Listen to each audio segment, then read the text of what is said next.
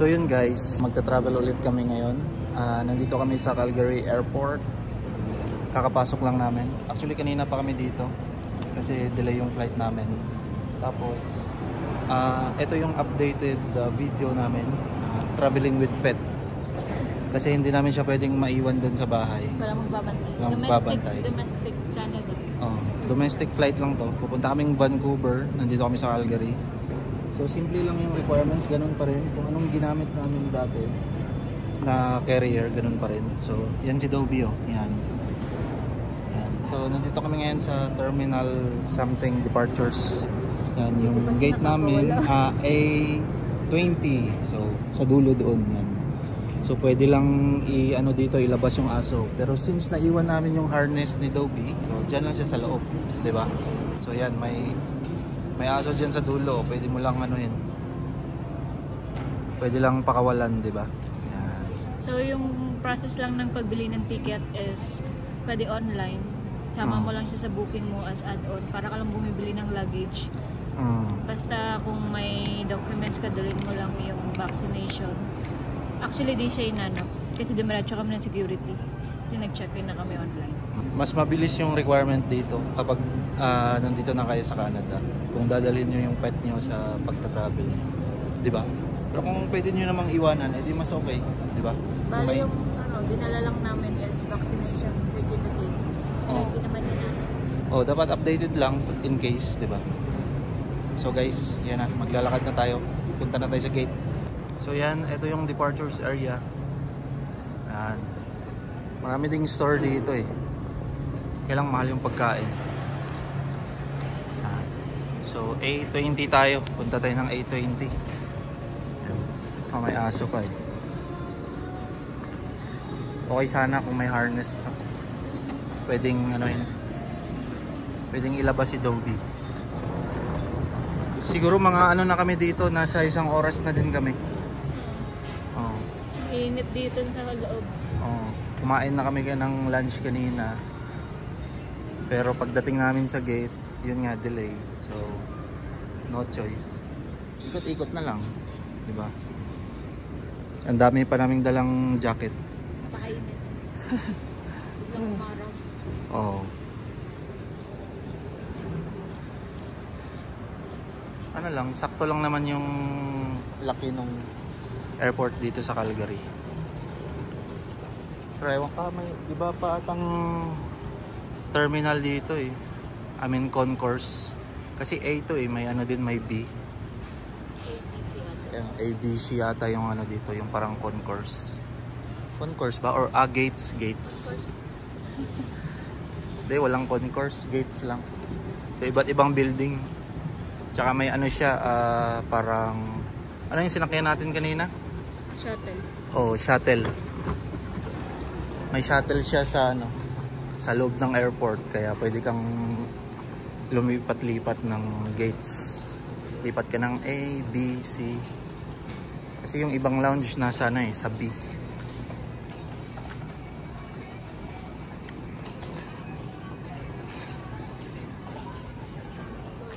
So ngayon, -10 ata sa labas ngayon sa Calgary. Tapos doon sa Vancouver naman, positive yung doon, temperature. Pero maulan siya buong linggo. Ata doon, positive 2.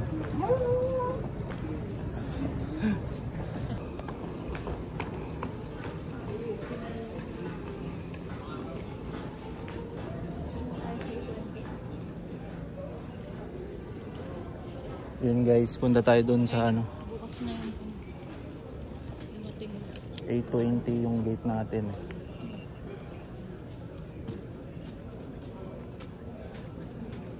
Hindi pa siya bukas.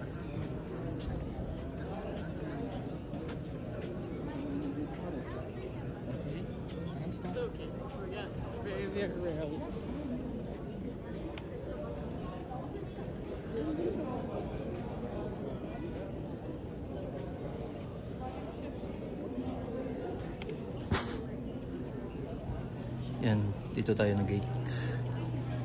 A20. Maaga pa.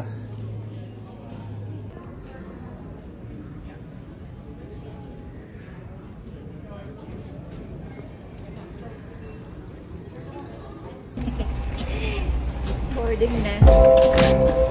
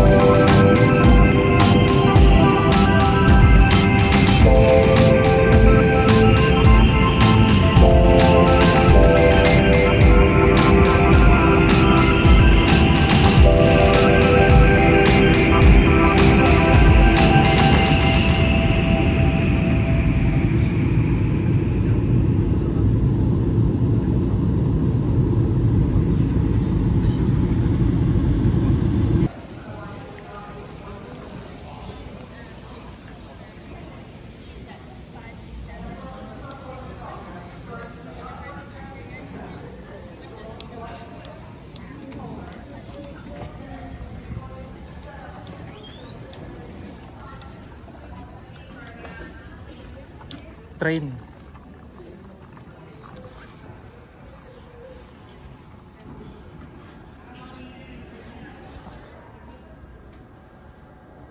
What? 38. National Ride. Yun na guys, dumating na kami dito sa Vancouver. Okay naman yung flight experience ni Dobby ngayon. Yan. Natulog lang siya. So sa ngayon, kasi malakas yung ulan dito ngayon sa Vancouver. Instead na mag-train kami, mag-Uber na lang daw. So pababa kami ngayon dito sa baggage claim. Yan. Tsaka dediretso na tayo sa hotel. So yun lang, wala namang pinagbago yung ni Dobby sa flight, except na mas behave siya ngayon kaysa dati na experience naming dalawa. Ewan ko kung madami kami or sanay na siya, no?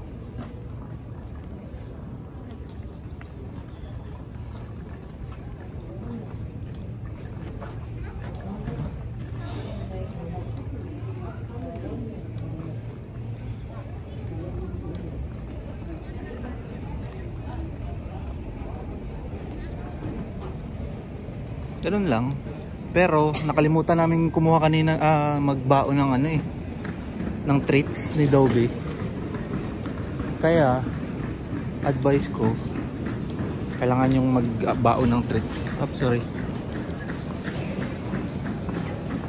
Yeah.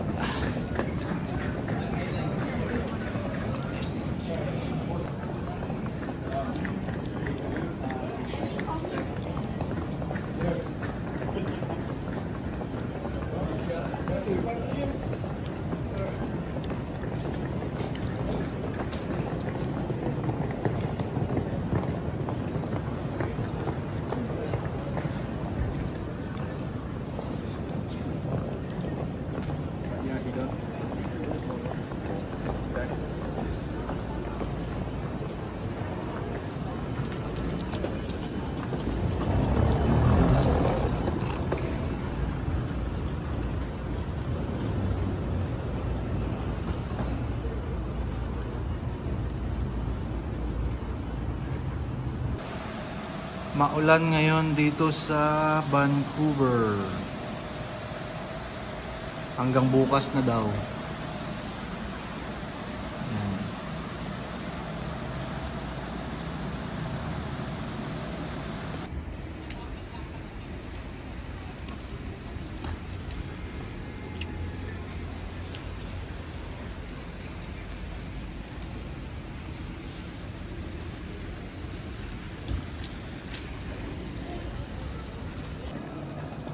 Hi guys, welcome. Hello. Yeah, thank you.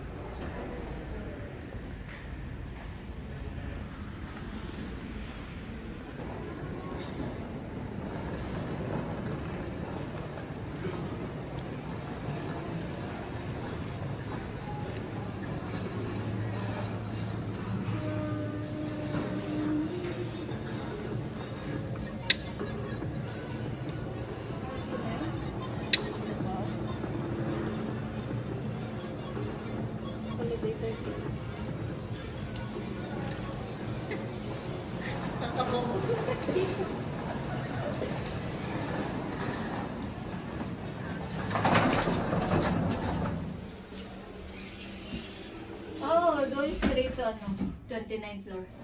Konyo ka pala eh. English. Iba yung pag-check-in nila din. Bakit?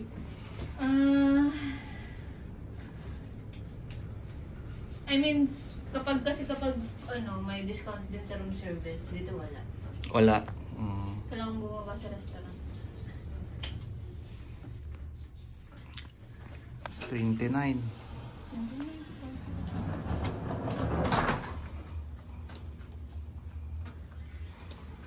Kabila, 2907.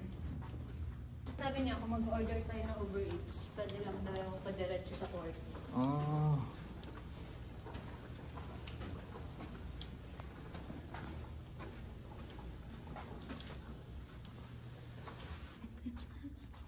Sabi niya.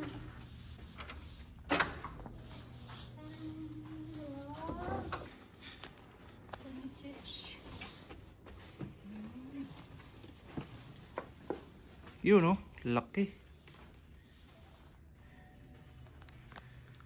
Wow. Wow, may veranda.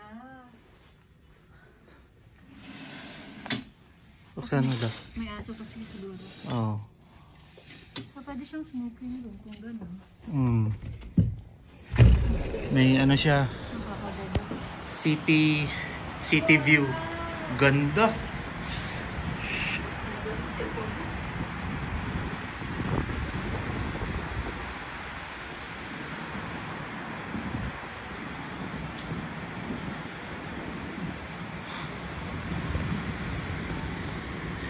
Nakakalula.